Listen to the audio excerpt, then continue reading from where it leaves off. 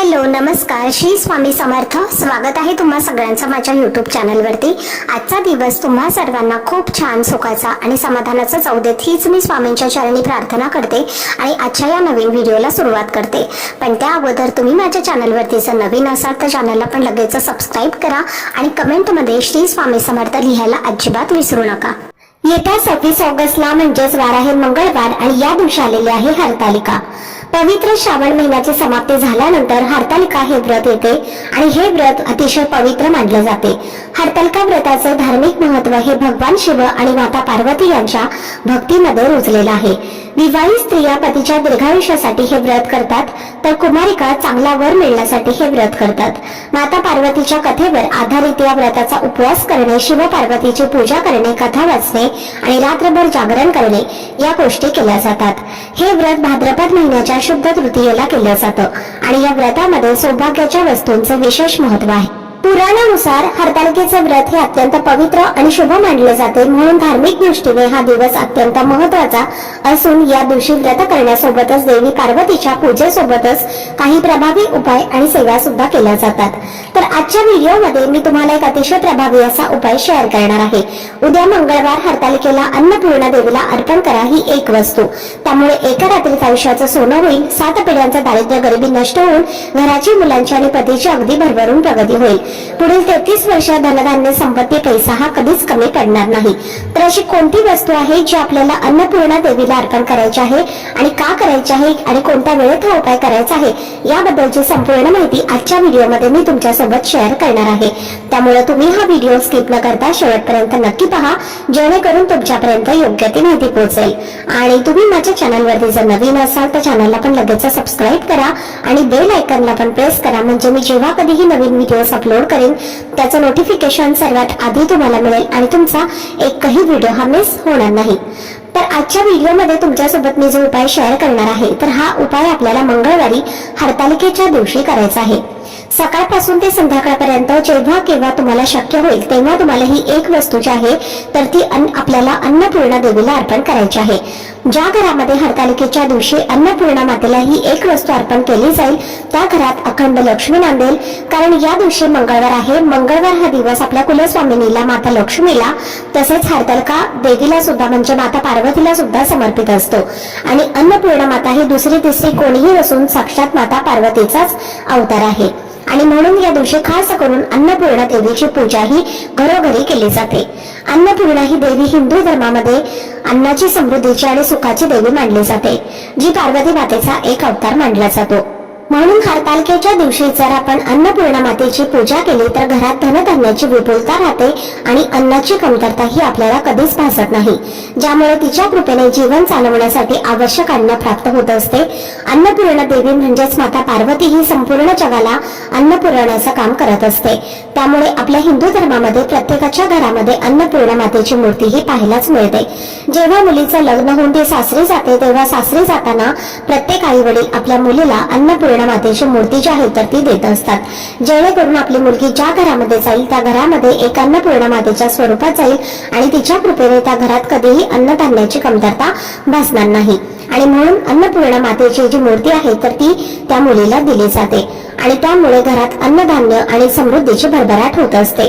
अन्नपूर्णा देवीला सौभाग्य आणि संपत्तीची देवी म्हणून ओळखलं जातं आणि म्हणून या दिवशी जर आपण अन्नपूर्णा देवीला ही एक वस्तू अर्पण केली तर आपल्या घरामध्ये कधीही संपत्ती, पैसा, धन, वैभव हे कमी पडणार नाही.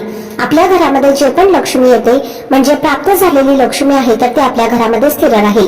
आपल्या घरातून जास्त अन्नधान्य जे आहे तर ते सुद्धा वाया जाणार नाही किंवा खाल्लेल्या अन्नातनं आपल्या कुटुंबाला कोणत्याही प्रकारची बाधा होणार नाही. तसेच ज्या घरामध्ये अन्नपूर्णा माता प्रसन्न असते त्या घरात स्वतःहून देवी लक्ष्मी सुद्धा येत असते, म्हणजेच त्या घराकडे आकर्षित होत असते.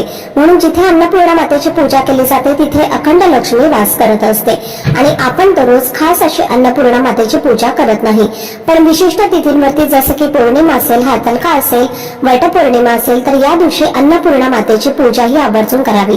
आणि अशा काही विशेष वस्तू आहेत त्या जर आपण अन्नपूर्णा मातेला अर्पण केल्या तर आपल्या आयुष्याचा सोनं झाल्याशिवाय राहत नाही. तर हा उपाय करण्यासाठी तुम्हाला हरतालिकेच्या दिवशी सकाळी लवकर उठायचं आहे.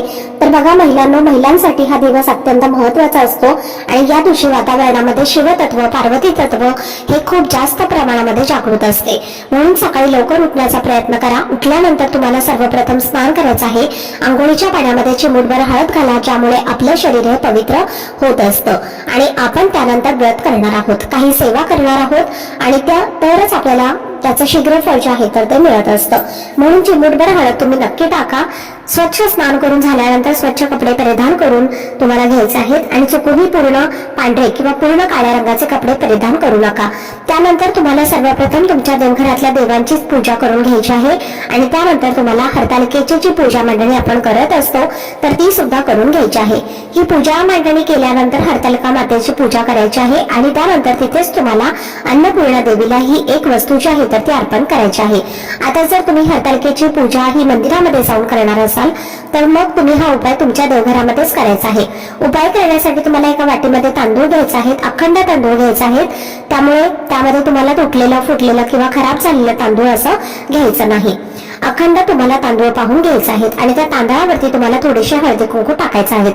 म्हणजे थोडंसं पाणी टाकून तुम्हाला त्या लाल पिवळ्या रंगाच्या अक्षता तयार करायच्या आहेत आणि त्यानंतर अन्नपूर्णा मातेची मूर्ती एका तांबणामध्ये ठेवायची आहे आणि त्या मूर्तीवर तुम्हाला शुद्ध पाण्याने अभिषेक करायचा आहे. अभिषेक करत असताना ओम अन्नपूर्णा देवेन महा, अशी अन्नपूर्णा देवेन महा किंवा अन्नपूर्णा स्तोत्राचं तुम्ही पठण करू शकता. अभिषेक करून झाल्यानंतर तुम्हाला ती मूर्ती स्वच्छ पुसून घ्यायची आहे. एक खोलगट अशी वाटी घ्यायची आहे आणि त्या वाटीमध्ये तुम्हाला कुंकवाने स्वस्तिक काढायचं आहे. स्वस्तिकावरती तुम्हाला अन्नपूर्णा मातेची मूर्ती ठेवायची आहे आणि त्यानंतर त्या वाटीमध्ये आपण ज्या अक्षता तयार केलेल्या आहेत तर त्या अक्षता तुम्हाला समोर घ्यायच्या आहेत आणि आपल्या उजव्या हाताच्या पाचही बोटांनी थोड्या थोड्या अक्षता हातामध्ये घेऊन अन्नपूर्णा मातेच्या मस्तकावरती म्हणजेच डोक्यावरती अर्पण करायच्या आहेत. आणि या अक्षता अर्पण करत असताना सुद्धा तुम्हाला याच मंत्राचं पठण करायचं आहे किंवा अन्नपूर्णा स्तोत्राचं पठण करायचं आहे. या अक्षता आपल्याला इतक्या अर्पण करायच्या आहेत की तिच्या खांद्यापर्यंत येतील एवढ्या अक्षता तुम्हाला अर्पण करायच्या आहेत. आता अक्षता अर्पण करून झाल्यानंतर अन्नपूर्णा मातेला तुम्हाला हळदी कुंकू लावायचं आहे, धूपदीप अगरबत्ती ओवाळून घ्यायची आहे. छान अक्षता अर्पण करण्या अगोदर एक तुपाचा दिवा तिथे तुम्हाला लावायचा आहे आणि त्यानंतर तुम्हाला अन्नपूर्णा मातेची ओटी भरायची आहे. ओटी भरण्यासाठी तुम्हाला एक ब्लाउज पीस घ्यायचा आहे, त्यावरती मुठभर तांदूळ ठेवायचा आहे आणि तांदळावरती तुम्हाला एक खोबऱ्याची वाटी ठेवायची आहे आणि एक फळ ठेवायचं आहे. तसेच तुमच्याकडे गुलाबाचं फूल असेल तर ते सुद्धा तुम्ही ठेवू शकता आणि त्यानंतर तुम्हाला या वस्तूने अन्नपूर्णा मातेची म्हणजे माता पार्वतीची ओटी भरायची आहे आणि त्यानंतर दोन्ही हात जोडून आपल्या घरामध्ये कधीही अन्नधान्याची संपत्तीची कमी पडू नये अशी मनोभावे अन्नपूर्णा मातेला तुम्हाला प्रार्थना करायची आहे. अन्नपूर्णा मातेला सांगायचं आहे की तुझा सदैव आशीर्वाद माझ्या घरावरती राहू दे, घरामध्ये सुख शांती समृद्धी नांदू दे, अशीच मनोभावे तुम्हाला प्रार्थना करायची आहे. त्यानंतर काय करायचं आहे तर तिथून ती अन्नपूर्णा माता तशीच तुम्हाला वाटीसहित उचलून घ्यायची आहे आणि आपल्या स्वयंपाकघरामध्ये आणायची आहे. त्यानंतर स्वयंपाकघरामध्ये आपल्या गॅस शेगडीजवळ सुद्धा पूजा करायची आहे आणि तिथे स्वस्तिक काढायचं आहे आणि तिथे सुद्धा पुन्हा एकदा अन्नपूर्णा मातेला हळदी कुंकू लावून तुम्हाला पूजा करायची आहे आणि संपूर्ण दिवसभर ही अन्नपूर्णा तुमच्या स्वयंपाकघरामध्येच असू द्या. तुमच्या स्वयंपाकघरामध्ये जिथे कुठे ठेवायला जागा असेल तर तिथे तुम्ही ठेवू शकता आणि शक्य झालं तर आपल्या स्वयंपाकघरामध्ये जी ईशान्य दिशा असते तर त्या ईशान्य कोपऱ्यामध्ये तुम्ही ही अन्नपूर्णा मातेची मूर्ती ठेवू शकता, कारण ही अन्नपूर्णा मातेची दिशा मानली जाते. जर तिथे ठेवायला जागा नसेल तर तुमच्या स्वयंपाकघरामध्ये कुठेही अन्नपूर्णा मातेची मूर्ती तुम्ही ठेवू शकता. संपूर्ण दिवसभर रात्रभर तिथेच राहू द्या आणि दुसऱ्या दिवशी काय करायचं आहे तर सकाळी उठल्यानंतर जेव्हा आपण हरतालिकेची उत्तर पूजा करत असतो तर त्यावेळी तुम्हाला त्या अन्नपूर्णा मातेची मूर्ती जी आहे तर ती तांदळात म्हणजे अक्षतांमधून काढून घ्यायची आहे आणि एका वाटीमध्ये स्वच्छ पांढरे तांदूळ घ्यायचे आहेत आणि त्या तांदळामध्ये ती मूर्ती ठेवून तुम्हाला जिथे तुम्ही तुमच्या देवघरामध्ये ठेवत असता तर तिथे अन्नपूर्णा मातेची मूर्ती तुम्हाला ठेवायची आहे. तुम्हाला देवघरामध्ये ठेवून द्यायची आहे आणि वाटीमध्ये ज्या अक्षता आपण अन्नपूर्णा देवीला अर्पण केल्या होत्या तर त्या अक्षता तुम्हाला घ्यायच्या आहेत आणि त्यातील काही अक्षता तुम्हाला तुळशीच्या मुळापाशी अर्पण करून द्यायच्या आहेत आणि थोड्याशा अक्षता पुडीमध्ये बांधून तुमच्या पैशांच्या तिजोरीमध्ये ठेवायच्या आहेत किंवा तुमच्या पर्समध्ये ठेवायच्या आहेत किंवा तुमचा एखादा उद्योग व्यवसाय असेल तर तिथे सुद्धा तुम्ही याची पुडी जी आहे तर ती बांधून ठेवू शकता. त्यामुळे नेहमी अन्नपूर्णा मातेचा वास हा आपल्या घरावरती, आपल्या कुटुंबावरती राहील, ज्यामुळे आपल्याला धनधान्य, संपत्ती, पैसा याची कधीच कमतरता भासणार नाही. तर अशा पद्धतीने तुम्हाला साधा, सोपा आणि अत्यंत सात्विक उपाय जो आहे तर तो मंगळवारी हरतालिकेच्या दिवशी करायचा आहे. संपूर्ण दिवसभरामध्ये तुम्ही हा उपाय कधीही करू शकता. जर तुमच्या घरामध्ये सूतक असेल तर तुम्हाला हा उपाय करता येणार नाही. स्त्रियांना मासिक धर्म असेल तर मग घरातील कोणताही सदस्य हा उपाय करू शकतो. आजचा व्हिडिओ जर तुम्हाला आवडला असेल, माहितीपूर्ण वाटला असेल तर व्हिडिओला लाईक करा. चॅनलवरती नवीन असाल तर चॅनलला सबस्क्राईब करा आणि हा व्हिडिओ आपल्या मित्र परिवारासोबत जास्तीत जास्त शेअर करा. चला तर मग भेटूया पुढच्या व्हिडिओमध्ये. तोपर्यंत सर्वांना श्री स्वामी समर्थ.